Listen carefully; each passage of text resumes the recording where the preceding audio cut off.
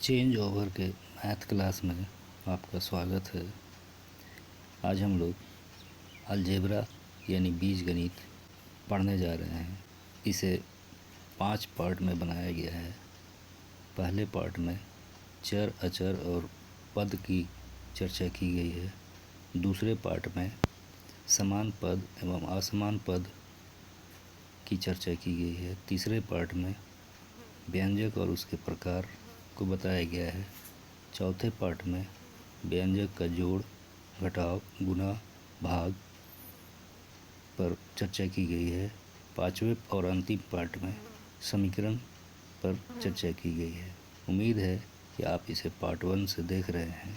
Part में algebra के basic को बताया गया है। जो अलजेब्रा शुरू करने जा रहे हैं उनके लिए ये बेसिक सीखना ज़रूरी है, ताकि अलजेब्रा के कठिन से कठिन प्रश्नों को आसानी से आप बना सकें। आइए इस पाठ में क्या सीखते हैं देखते हैं। चेंज ओवर के मैथ क्लास में आपका स्वागत है। हम लोग अलजेब्रा का तीसरा पार्ट देखने जा रहे हैं। इस पार्ट में हम लोग देखेंगे व्यंजक। इसको अंग्रेजी में हम लोग एक्सप्रेशन भी बोलते हैं। चर और अचर यानी वेरिएबल और कांस्टेंट को जोड़, घटाव, गुणा और भाग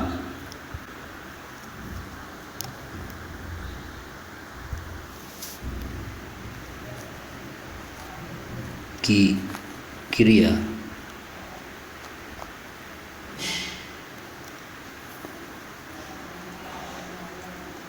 के साथ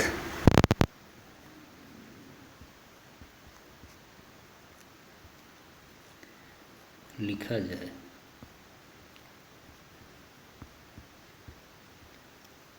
तो उससे प्राप्त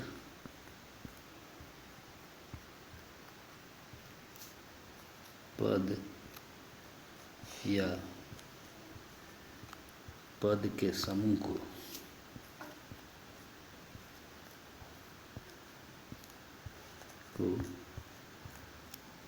व्यंजक कहते हैं।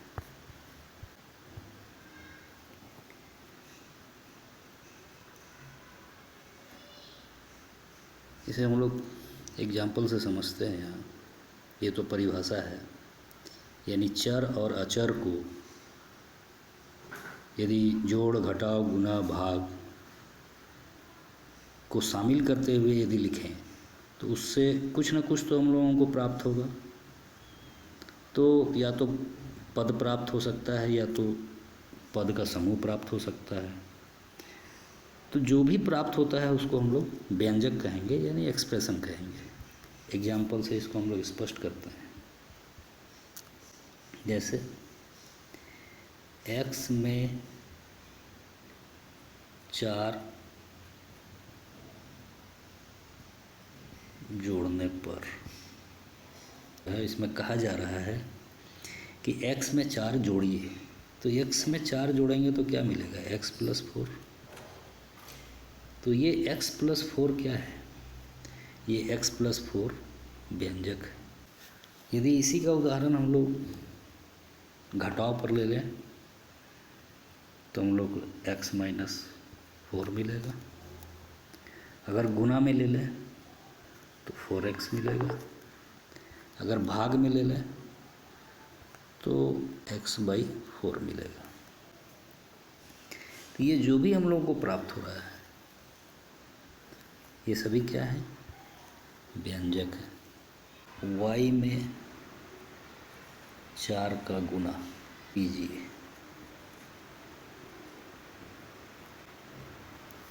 और व्यंजक लिखिए। ये प्रश्न हो सकता है। तो यहाँ बोला जा रहा है कि y में 4 का गुना कीजिए, यानी y गुने 4। इसको हम लोग क्या लिखेंगे? 4y। तो ये जो हम लोग को प्राप्त हुआ ये व्यंजक प्राप्त हुआ। x का आधा, x का आधा क्या होगा, यानी x/2 होगा, तो ये भी एक व्यंजक है। x का तिहाई, x का तिहाई यानी x का तिहाई यानी x गुना 1/3, यानी यह प्राप्त होगा x/3। ये भी क्या है, व्यंजक है।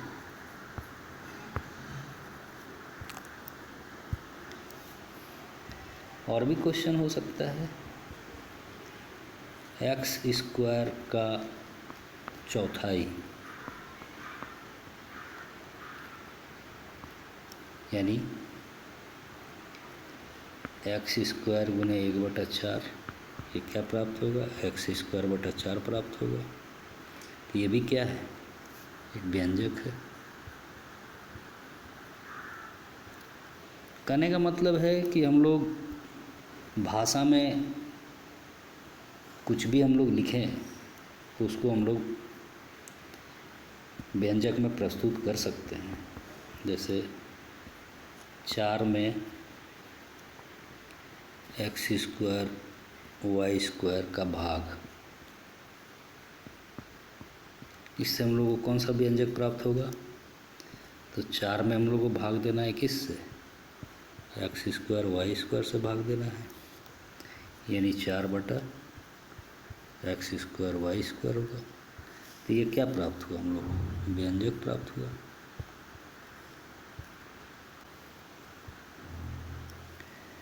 इस तरह से अनेकों उदाहरण लेकर के हम लोग व्यंजक प्राप्त कर सकते हैं। अब हम लोग यहाँ देखेंगे व्यंजक के प्रकार। व्यंजक के प्रकार में 4 प्रकार हम लोग जानते हैं। पहला है एक पदी व्यंजक, जिसको हम लोग बोलते हैं मोनोमियल।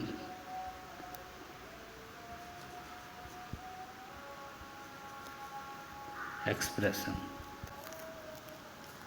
दूसरा देखते हैं द्विपदी व्यंजक, को हम लोग बोलते हैं अंग्रेजी में बाइनोमियल एक्सप्रेशन।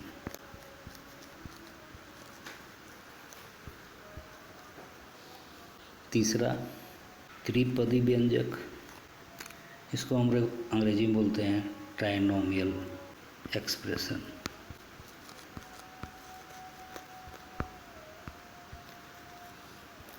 और चौथा बहुपदी व्यंजक, जिसको हम लोग बोलते हैं पॉलिनोमियल एक्सप्रेशन।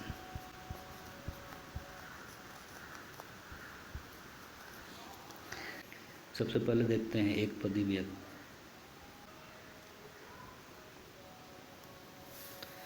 तो ये नाम से ही स्पष्ट हो रहा है कि वैसा व्यंजक जिसमें एक पद हो।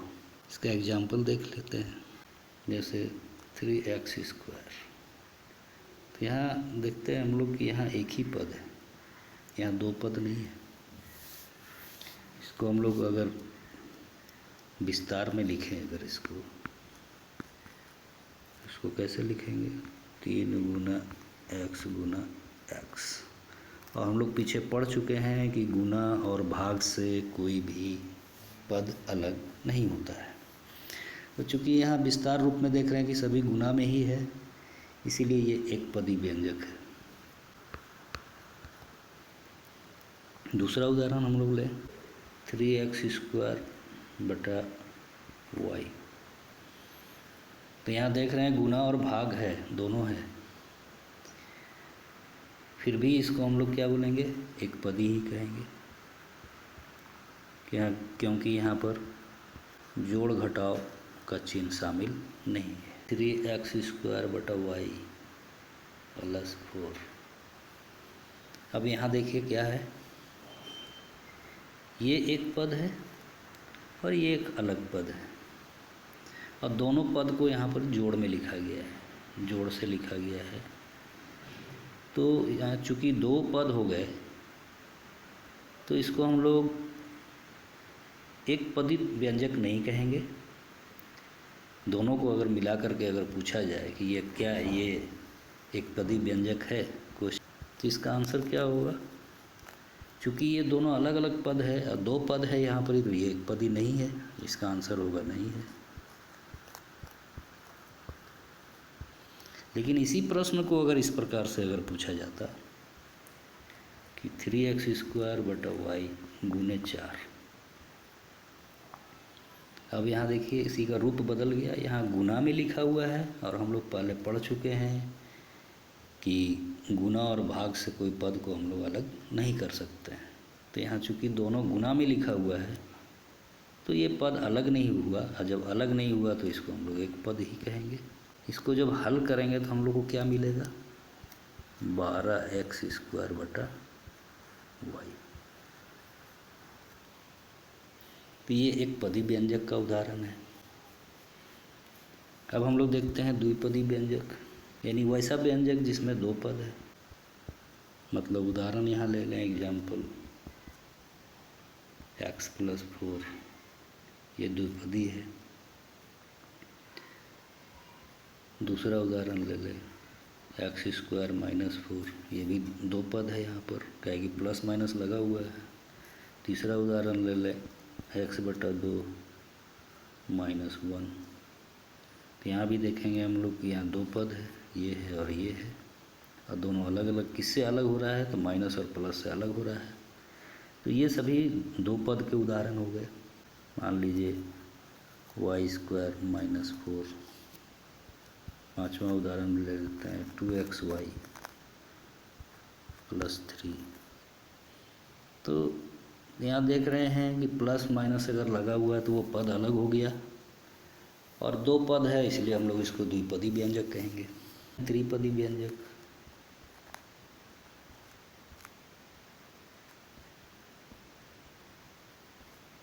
यानी वैसा व्यंजक जिसमें तीन पद है।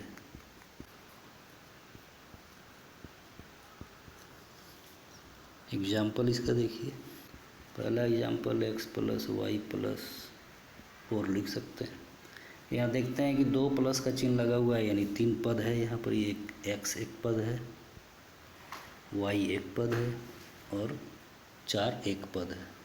तो यहाँ चूँकि तीन पद है, तीनों अलग अलग है, इसीलिए हम लोग इसको त्रिपदी व्यंजक कहेंगे। दूसरा उदाहरण हम लोग ले लें कि x +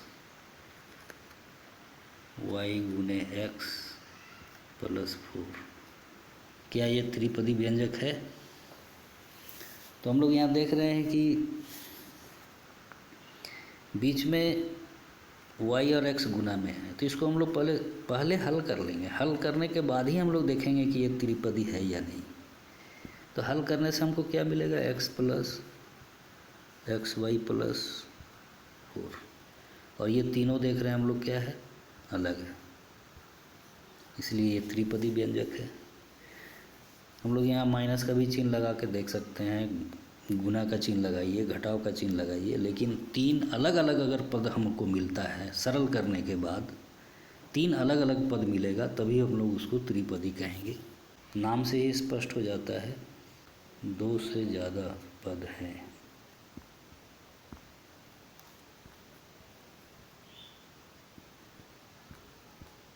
तो उसे बहुपदी व्यंजक कहेंगे। यहाँ देखिए हम लोग त्रिपदी भी देखे हैं, यानी वहाँ भी दो पद से ज़्यादा पद था। तो जब त्रिपदी तक का स्टडी करना होगा तो त्रिपद तक ही हम लोग देखेंगे, लेकिन बहुपद का जब स्टडी करना होगा तो हम लोग दो से ज़्यादा पद होगा उसको हम लोग बहुपद की गिनती में रखेंगे। x + y + z + 4। तो यहाँ देखिए तीन से ज़्यादा पद है, दो से ज़्यादा पद है, यानी चार पद है यहाँ, इसीलिए हम लोग इसको क्या बोलेंगे? बहुपद कहेंगे। यहाँ स्क्वायर भी हो सकता है, क्यूब भी हो सकता है, घात 4 भी हो सकता है, घात 5 भी हो सकता है, आधार कुछ भी हो सकता है। हम लोग को सिर्फ ये पहचानना है कि क्या ये 3 पद से ज़्यादा है, 2 पद से ज़्यादा है या नहीं। अगर 3 पद है तो त्रिपदी भी कहेंगे उसको, बहुपदी भी कहेंगे। अगर 3 से ज़्यादा है तो उसको तो त्रिपदी नहीं बोलेंगे, उसको सीधे बहुपदी बोलेंगे। जैसे x + 2x + y + 4 + z। अब यहाँ देखिए कितना कितना पद है, 1 पद, 2 पद, 3 पद, 4 पद, 5 पद। क्या इसको हम लोग 5 पद बोलेंगे?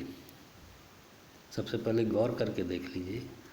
तो x और x 2x ये समान पद है, तो यहाँ हम लोग क्रिया कर लेंगे। पहले क्रिया करेंगे तो क्या मिलेगा, 3x, यानी दोनों को जोड़ दिए, फिर y मिला, फिर 4 मिला और फिर z मिला।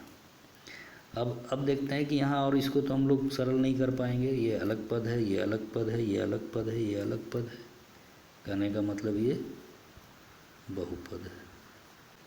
तो हम लोग यहाँ समझ पाए होंगे, और ये पहचानना ज़रूरी है हम लोगों को कि कौन एकपदी व्यंजक है, कौन द्विपदी व्यंजक है, कौन त्रिपदी व्यंजक है और कौन बहुपदी व्यंजक है। आप लोगों ने वीडियो देखा, इसके लिए बहुत बहुत धन्यवाद।